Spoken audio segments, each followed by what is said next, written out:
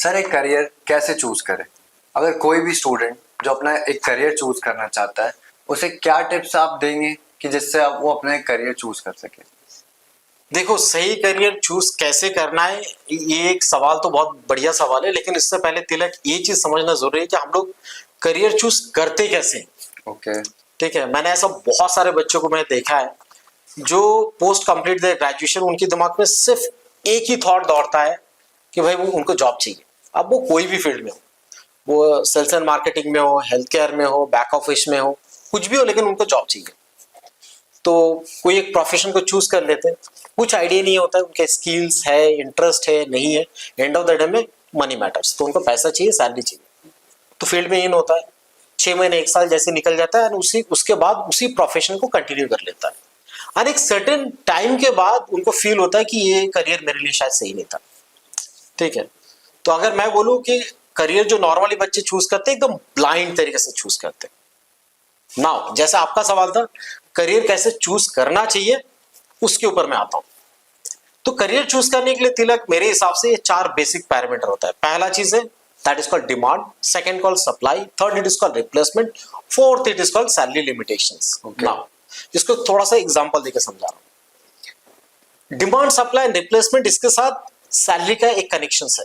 And of the day we all people are working for money, right ना? That's true.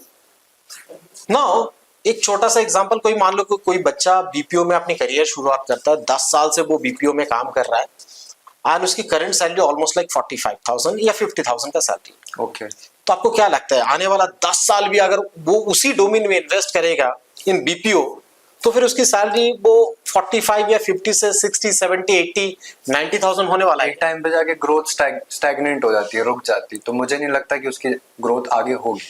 लेकिन सवाल ये आता है ऐसे क्यों?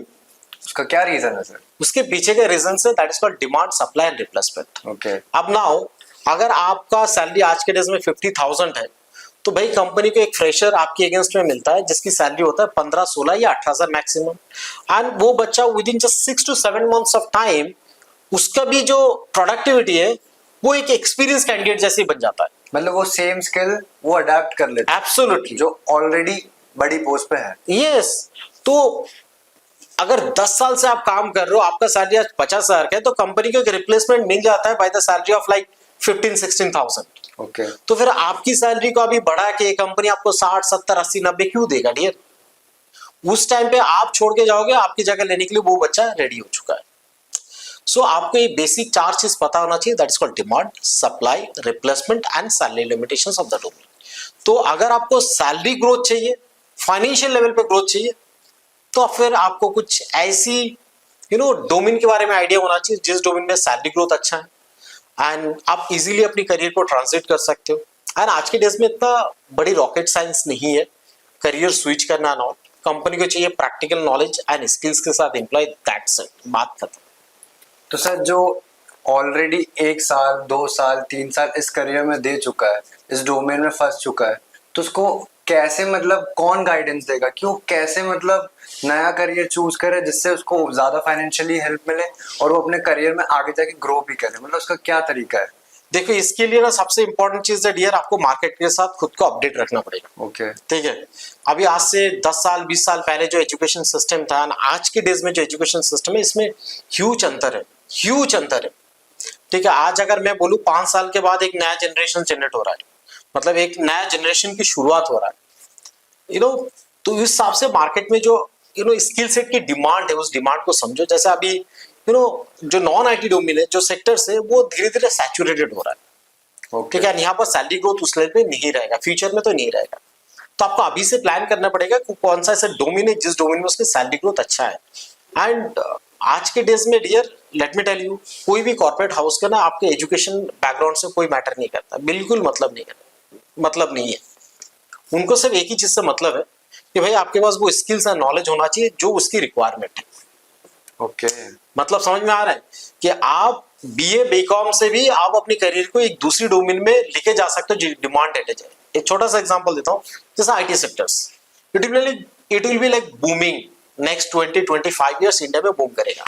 जैसे अर्ली 2000 में BPO it was like booming in India, वैसे आज आईटी इंडस्ट्री बूम करेगा। वाई? बिकॉज इस डोमेन का रिक्वायरमेंट लेवल अच्छा है, एंड स्पेशली आईटी में जो सर्विस सेक्टर्स हैं वो सेक्टर्स बहुत ज्यादा डिमांड में रहेंगे, स्पेशली इन इंडिया। तो मतलब जो नॉन आईटी वाला बैकग्राउंड वाला बच्चा है या जो नॉन आईटी प्रोफेशनल है, तो वो भी मतलब आईटी सेक्टर में जा सकता है? ऑब्वियसली जा सकता है कैसे? ना। एक बात मुझे बताओ, जब कोई मैनेजर इंटरव्यू लेने के लिए जाता है, आपने भी अगर कभी इंटरव्यू वगैरह दिया होगा, आप जब जॉब के लिए जाते हो, आप प्रोफाइल देते हो, रिज्यूमे देते हो, राइट ना, आपकी स्किल सेट मेंशन होता है वहां पर। कभी आपका जो मैनेजर होता है वो सवाल करते हैं कि आपने बीकॉम से कितने साल में पढ़ाई किया था, कितना परसेंटेज आपको मिला था, कौन सा सब्जेक्ट था, ये सवाल पूछता है क्या आपको? मतलब जिस जॉब प्रोफाइल के लिए आता है वो स्किल मांगता है, राइट ना। तो वो आपके एजुकेशन बैकग्राउंड के ऊपर कोई सवाल नहीं पूछ रहा है, वो पूछ रहा है कि भाई आपने जिस जॉब प्रोफाइल के लिए आए हो वो आपका आता है या नहीं आता। मेरा रिक्वायरमेंट तो वही था, राइट ना।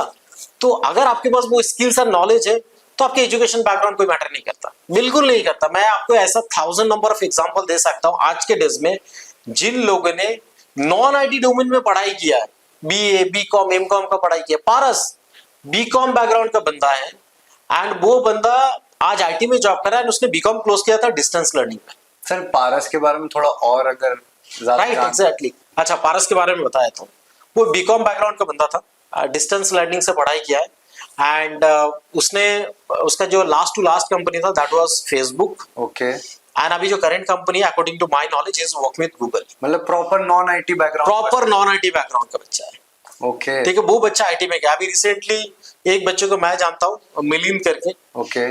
उसने भी नॉन आईटी सेक्टर में अपना काम किया, बीपीओ में काम कर रहा था, कॉल सेंटर में, वहां से वो आईटी में गया and you can't believe it, package कैसा है। मिलिंद का जितना तो मुझे अपडेट है, उसका 8 लाख का पैकेज था इन बीपीओ एंड उसको अभी मिला है 19.5 lakh in IT sector, in IT sectors. Non IT में उसका सिर्फ 8 लाख का ही पैकेज था and as a quality executive काम कर रहा था।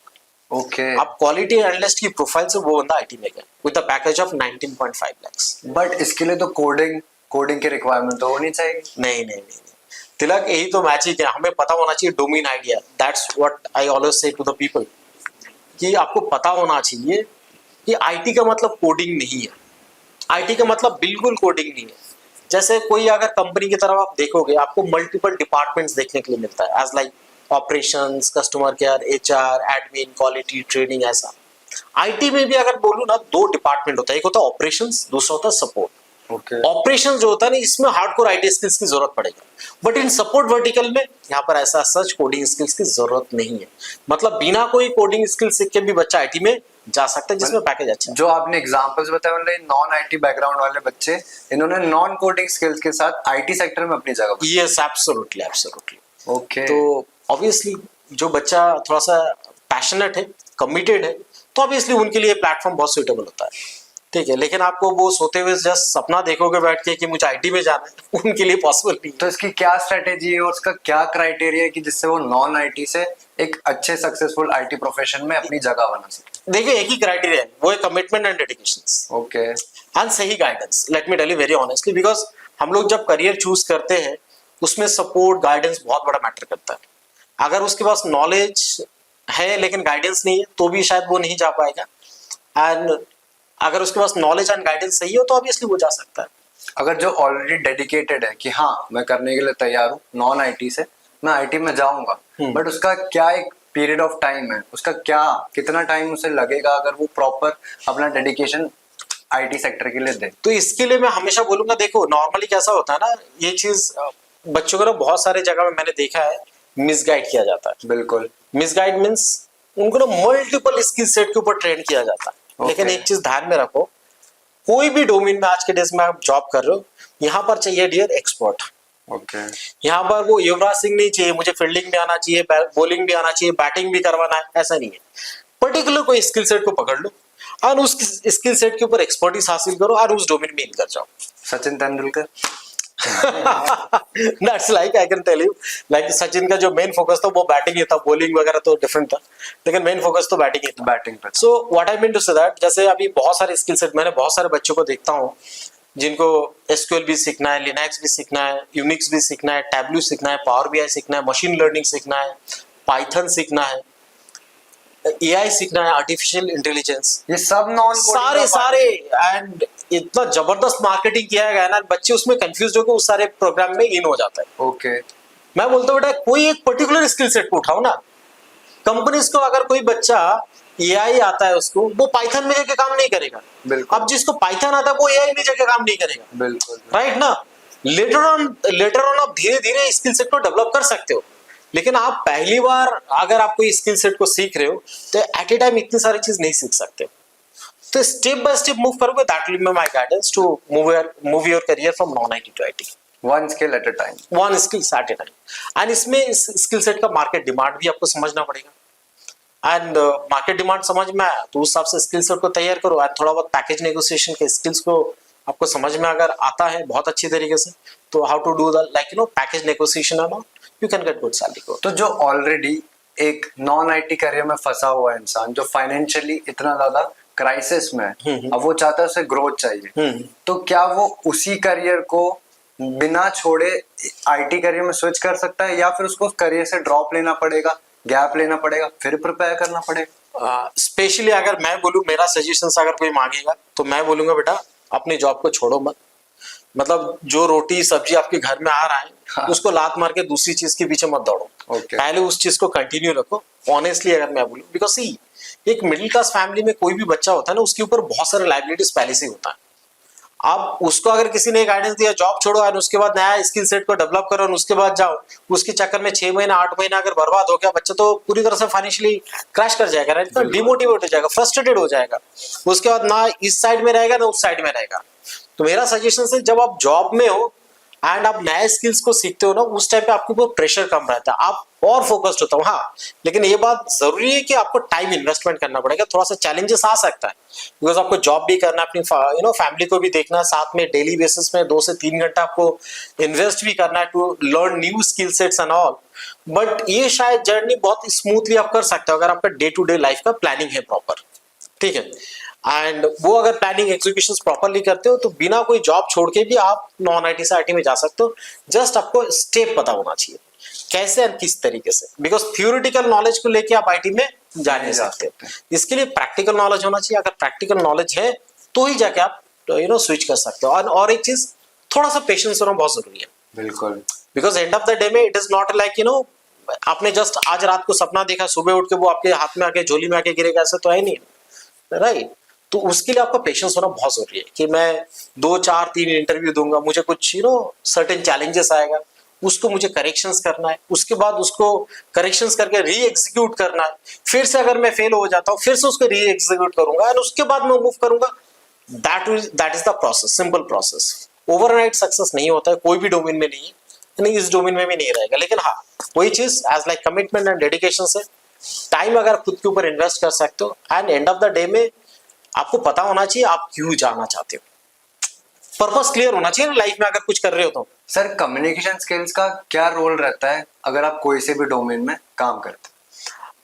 देखो एक चीज में, कम्युनिकेशन स्किल्स का of course important role play होता है, नो डाउट होता है। Because see end of the day में जब आप पहली बार किसी से इंटरेक्शंस करने के लिए जाओगे, मतलब इंटरव्यू देने के लिए जाओगे, तो ऑब्वियसली आपको जो पूछा जाएगा that will be in English itself. And अगर आपके इंग्लिश कम्युनिकेशन स्किल्स सही नहीं है तो शायद पॉसिबिलिटीज है बहुत कम। बट हाँ तिलक, ऐसे भी मैं बोल सकता हूँ जिनका, बहुत सारे ऐसे बच्चों को मैं जानता हूँ उनकी कम्युनिकेशन स्किल्स इतना सुपर्ब लेवल पे नहीं है, but they are damn good with their knowledge and skills. Okay. And मैंने एक ऐसे इंटरव्यू मैं ले रहा था जहां पर एक बच्चे को मैंने पूछा, काफी सारे सवाल पूछ रहा था, उसके अंदर कुछ टेक्निकल पार्ट्स था। तो ही सेड कि sir can you give me your laptop? मैंने बोला व्हाई? बोले no, can you give me your laptop please? Okay fine. So मैंने लैपटॉप दे दिया, उसने पट पट पट पट करके दिखा दिया। ओके। बोले बट आप बात क्यों नहीं कर पा रहे? तो see actually sir I do have like certain challenges regarding with my communication skills. Hello, but I can perform anything. Means I can challenge your existing employee, those who are working in your current domain. Okay. I can challenge them as well with my knowledge and skills. But मेरा communication में एक challenges है जहां पर lack of communication skills आप बोल सकते हो। अल्टीमेटली मुझे क्या चाहिए था? मुझे चाहिए था वो स्किल्ड एम्प्लॉयड यार। उसकी कम्युनिकेशंस को लेके मुझे क्लाइंट के सामने थोड़ी ना खड़ा करना था। उसके लिए तो क्लाइंट कोऑर्डिनेशंस करने के लिए ऑलरेडी एक कंसल्टेंट है मेरे पास। So position it is not regarding consultations, मुझे चाहिए वो मेरा टेक्निकल काम करके दे and end of the day उसके सिलेक्शंस हो गया, दैट्स इट। तो इंटरव्यू कैसे देते हो कौन सी ट्यूनिंग में दे रहा है, कितना कॉन्फिडेंस है आपकी नॉलेज एंड स्किल्स के ऊपर, बेस्ट ऑन दैट ये सारी चीज होता है। तो कम्युनिकेशन सीएस डेफिनेटली एक रोल प्ले करता है, because and of the day में ऐसा हर किसी के साथ तो नहीं होगा, राइट ना। तो सर्टेन जगह में बच्चा अगर फंस भी जाता है, लेकिन अगर फंस भी जाता है I don't think so demotivate होने की कोई जरूरत है, बिकॉज मार्केट में ऐसा 1000 नंबर ऑफ कंपनीज है जहां पर रिक्वायरमेंट भी है, डिमांड भी है, आपको सही जगह में क्लिक होना चाहिए और वहां पर जाके क्लिक करो, आपको वहीं पर हो सकता है। तो सर अगर इस टॉपिक को हम पूरा सम अप करें, जिससे जो भी स्टूडेंट देख रहे हैं और जो ऑलरेडी इस करियर, जिस भी करियर में फंसे हुए हैं और वो चाहते हैं कि आईटी करियर में परस्यू करें, तो उन्हें आप कैसे शॉर्ट में पूरा एक रोड मैप समझाएंगे जिससे वो आईटी करियर में स्विच कर सके? देखो हमारे पास एक्चुअली अगर मैं बोलूँ ना, बहुत सारे ऐसे स्टूडेंट्स कनेक्ट होते हैं, 98% people those who are like you know working with different domains. Okay. तो हम लोग उनको गाइडेंस प्रोवाइड करते हैं, नो डाउट करते हैं to switch their career from non IT to IT. हमारे प्लेटफॉर्म में कनेक्ट होने के लिए 3 basic criteria, okay. Minimum 2 years का work experience, graduation and good communication skills. As I said communications एक सर्टेन पार्ट है, दैट्स इट। एंड ये जो जर्नी है नॉर्मली 3 महीने का जर्नी होता है हमारे साथ, एंड प्रैक्टिकली हम लोग सारी चीज को यू नो सिखाते हैं। जो सिखाते हैं कोई ट्रेनर या टीचर नहीं, ये सारे आईटी प्रोफेशनल्स होते हैं जो कनेक्टेड होते हैं हमारे साथ एंड उनके स्किल डेवलपमेंट करने के लिए हेल्प करते हैं। तो ऑब्वियसली जिसको भी यू नो आईटी में जाना है, they can connect with the platform, no issues at all.